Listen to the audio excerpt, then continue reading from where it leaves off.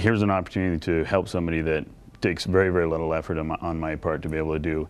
And in this situation, it may be I'm the only person in the world that has a close enough DNA match to be able to help. Grant Gershmel signed up for the Be the Match registry during his regular blood donation as a possible bone marrow donor. It was a simple cheek swab and sign up your contact information, completely free, and never really thought anything more about it after that time. It was as easy as that. And 4 years later, Grant found out he was a match. And completely involved in a complete stranger's life now.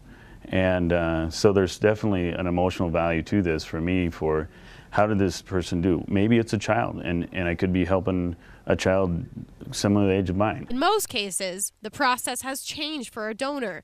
It used to be a painful procedure to remove the bone marrow. When they think of bone marrow donation, they get scared because they think they're going to be donating bone marrow from their bones, but now it's usually done through peripheral stem cells. The procedure is called an allogenic transplant. For some, it's easier on the donor, but just as effective for the patient. We take the patient's blood out of their body and pass it through a machine that separates their stem cells. In 2012, more than 14,000 searches of the Be the Match registry were conducted. Most patients, once they find out that they do need to have an allogenic transplant, their biggest fear is that they're not going to find a donor. About 70% of patients don't have a matching family member and have to rely on anonymous donors like Grant. I think that I would love to be able to hear the story of the recipient. I'd love to be able to hear that it was successful, and that person is able to enjoy a fully healthy life. When Kelly Sharp was diagnosed with myelodysplastic syndrome in May of 2012, she found out she needed a transplant.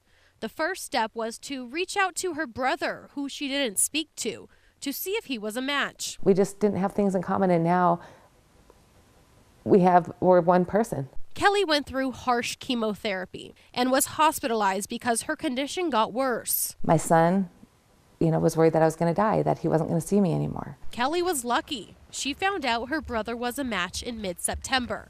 2 months later, she and her brother traveled to Seattle for the transplant. He did it to save my life, not to save his own life. So, when I look at my brother, I get tears in my eyes every single time because he truly saved my life. I would not be here without him. It's been 10 months since Kelly's transplant, and she is still healing. I have male DNA now, and I've never been so excited in my life. And as for Grant's donation, it was successful as far as he knows. As a husband and father, if the role was reversed, I would definitely hope for the kindness of some stranger. Just knowing that you saved someone's life is, I can't even imagine what a great gift that would be. Catherine McKnight, Color 8 News.